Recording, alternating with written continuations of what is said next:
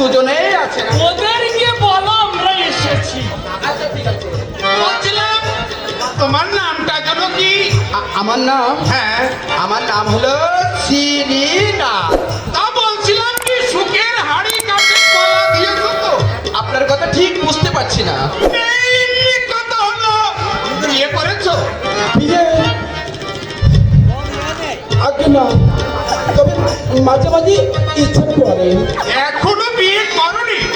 না, আর বিয়ে যদি না করো ওই নিষ্পত্তি বাবুকে ধরো। আমি যে চাকর, চাকরানি জুটিয়ে দেব।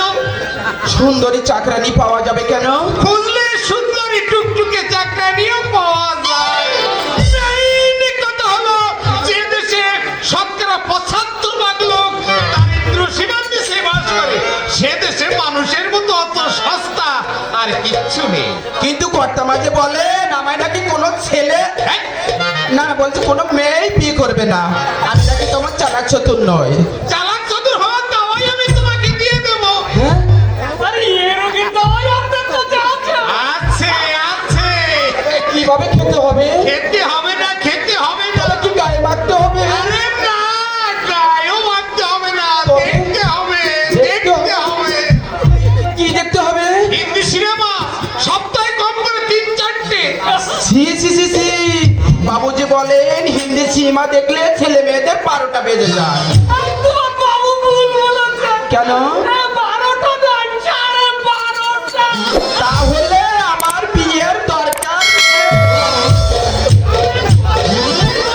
আমার রোজগারে ভাটা পড়ে যাবে। কেন? ঠিক আছে, ঠিক আছে, ঠিক আছে, তোমাকে আমি সুন্দরী টুকটুকে একটা চাকরানি জুটিয়ে দেব। দেবে? হ্যাঁ। ও দাদু, হ্যাঁ?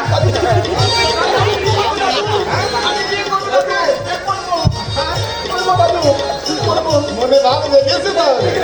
হ্যাঁ, সত্যি দেবে তো? হ্যাঁ, দেবো। দেবে? হ্যাঁ। সত্যি আমার বিয়ে হবে? সত্যি বিয়ে হবে?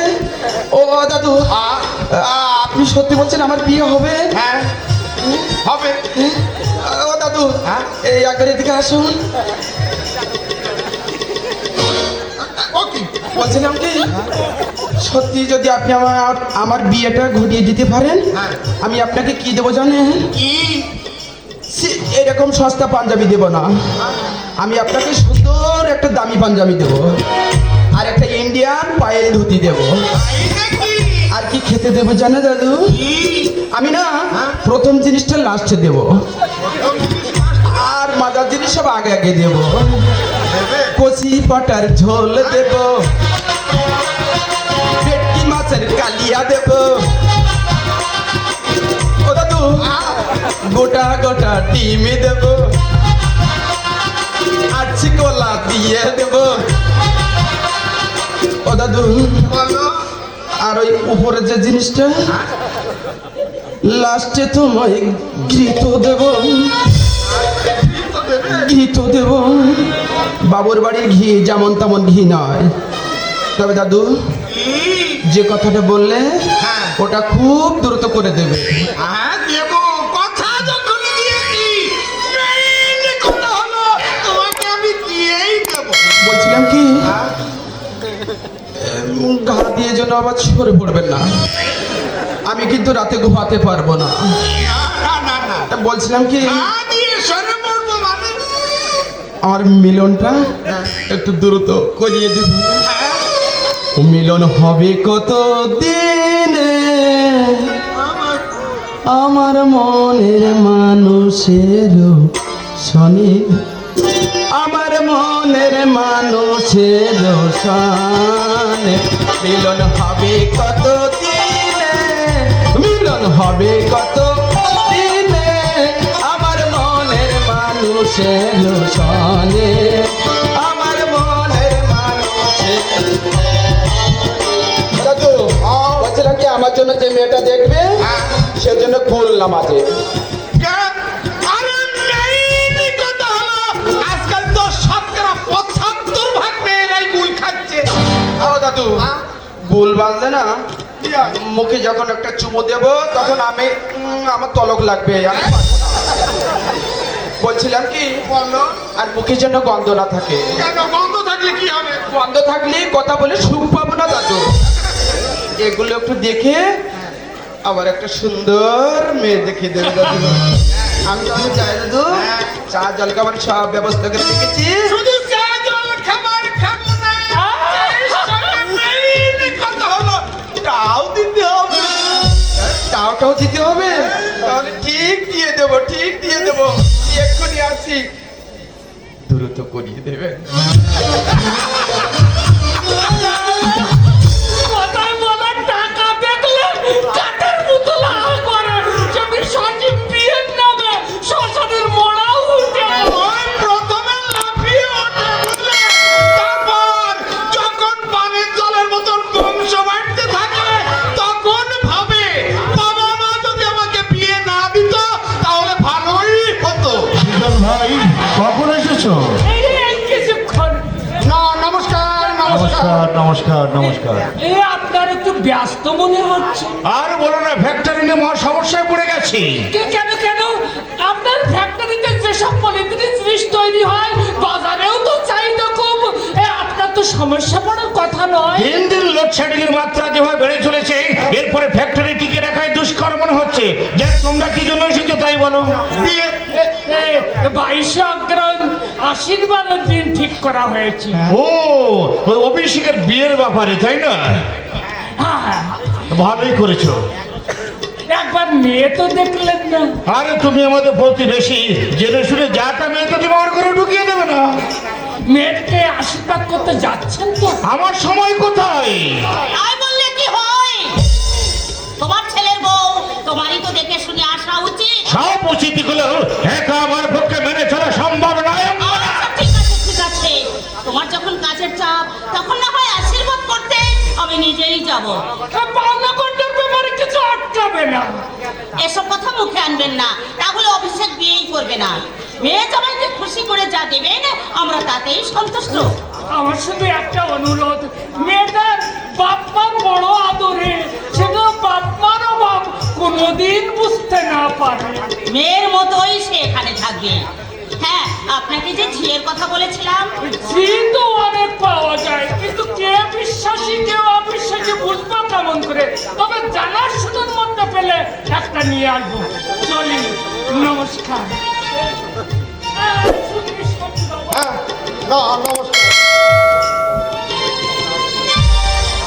মেয়ে দেখতে যাওয়ার কথাই বাইরের লোকের সামনে এতখানি উত্তেজিত না হলেও তুমি পারতে।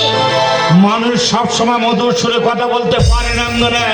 সদাইয়ের বাড়ি থেকে চলে আসার দিন আমি তোমাকে বলেছিলাম, অভিষেককে তুমি কোনোদিন বুঝতে দিও না যে তুমিও তার জন্মদাতা নও। আমি কি তা কখনো বুঝতে দিয়েছি? অভিষেককে বুঝতে না দিলেও আমাকে তুমি তা পদে পদে বুঝিয়ে দিচ্ছ।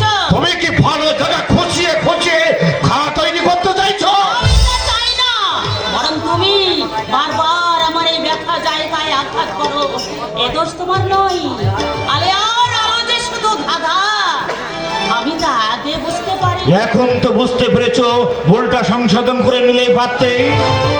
সংশোধনের শেষ ধাপে দাঁড়িয়ে সংশোধনের কথা কখনো ভাবা যায় না। আমার দেহে যখন যৌবন ছিল তখনকার সুর আর এখনকার সুর তোমার অনেক পাল্টে গেছে। সেটাই তো স্বাভাবিক। মেয়েদের যৌবনের আকর্ষণে পুরুষরাই তাকে ভালোবাসে। ভালোবাসার লক্ষ্য শুধুমাত্র যাদের দেহ, তারাই মেয়েদের সঙ্গে প্রবঞ্চনা করে। আমি সন্তান ফেলে যে স্ত্রী পর পুরুষের হাত ধরে ঘর ছাড়ে, তার মুখে কথা মানায় না। এ কথাটা তোমার বেলাতেও সমান প্রযোজ্য। আমার স্বামী সন্তান আছে জেনে তুমি আমাকে ঘরে এনেছিলে, কিন্তু তুমি তো গুণাক্ষর কখনো বলনি তোমার স্ত্রী পুত্রের কথা। তা নিয়ে আমি কোনোদিন তোমাকে কোনো কিছুই বলিনি।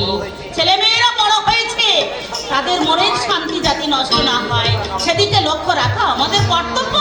কিসের কর্তব্যের কথা বলছো মা? এই যে সংসারে কত কর্তব্যের কথা আছে তাই বলছি। এই যেমন মোহনপুরে মোহিত বাবুর মেয়েকে দেখে আসা একটিবার তোমার কর্তব্য ছিল। মেয়ে তাকে আবার দেখার কি আছে? তবু তোমার পছন্দ তো জিনিস তো আছে নাকি? ছোটবেলা থেকে এ পর্যন্ত সব যখন তোমাদের পছন্দ হয়েছে, বিয়েটা না হয় তোমাদের পছন্দই হোক। এ কি বলছো তুমি? মিথ্যে বলছি? কোন পোশাকে আমাকে সবচেয়ে বেশি মানাবে সেটা তোমরাই পছন্দ করেছো, কোন স্কুলে পড়লে আমার লেখাপড়া ভালো হবে সেটাও তোমরা পছন্দ করেছো, কি খেলে আমার স্বাস্থ্য ভালো থাকবে সেটাও তোমরা পছন্দ করেছো।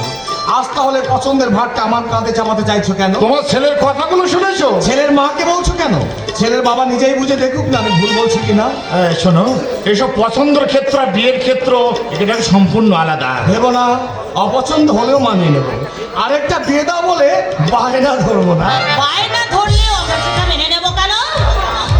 মানতে হবে না মা, মেয়েদের প্রাপ্য মর্যাদা থেকে আমার এই বউকে আমি কোনোদিনও বঞ্চিত করব না।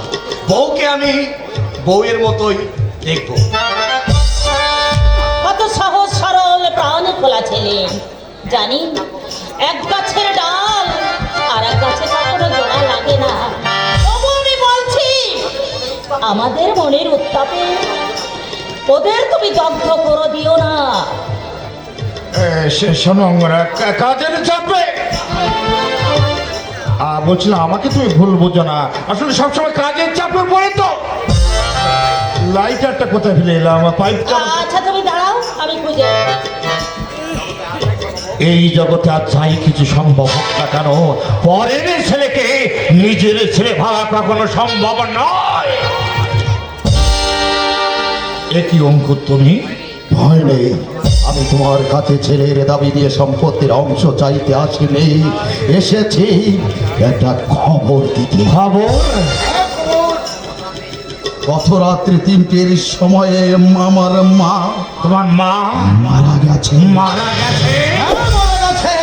বিখ্যাত শিল্পপতি গঙ্গার স্ত্রী দিনের পর দিন অনাহারে থেকে রোগে ভুগে বিনা চিকিৎসায় মারা গেছে। অথচ তুমি তাকে বেদের মন্ত্র পড়ে শপথের মালা স্বীকৃতি দিয়েছিলে। বিনা চিকিৎসায় মারা গেল কেন?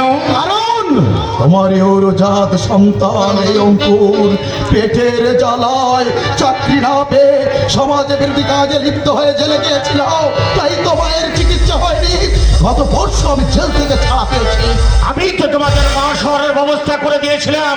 মাসোহারা, মাসোহারা, মাসোহারা, চাই তোমার মাসোহারা। যে স্বামী নিজের স্ত্রীকে ত্যাগ করে পরকীয়ায় প্রমত্ত হয়, নিজের সন্তানকে উপসে রেখে পরের সন্তানের বুকে তুলে দেয় রাজভোগ, তো টাকাকে মিষ্টান বলে দেখছো না আজ আমার মা মারা গেছে, তবু আমার চোখে কোনো জল নেই। আমার বউকে শুধু আগুন জ্বলছে, আর সেই আগুন জ্বালিয়ে দিয়েছো তুমি। তুমি আমার মাকে খুন করেছ, তুমি খুনি। তুমি শুধু একটার ভয়ে বলে যাচ্ছ অঙ্কুর, তোমার মা যে দিনের পর দিন রাতের পর রাত আমার সঙ্গে ব্যভিচার করে চলেছে, ওই তার কথা তুমি একটি বার বলছো না? তোমার ব্যবহারে বাবা দাদি তো তাই নিয়ে তোমার সঙ্গে মাঝে মধ্যে ঝগড়া হতো, এটা বুঝি মায়ের দুর্ব্যবহার। এই নাও পাইপ। তুমি অঙ্কুর না? শোনো অঙ্কুর, যা আবার তা হয়ে গেছে, তবু তোমার উপর আমি দাবি জানাচ্ছি না, কাঙালের মতো বলছি, দূরে দূরে থেকে আর কষ্ট পেও না, আমার পাশে এসে দাঁড়াও। বাপের কর্তব্যে আমি কোনো ত্রুটি করব না, কোনো ত্রুটি করব না। বাপের কর্তব্য,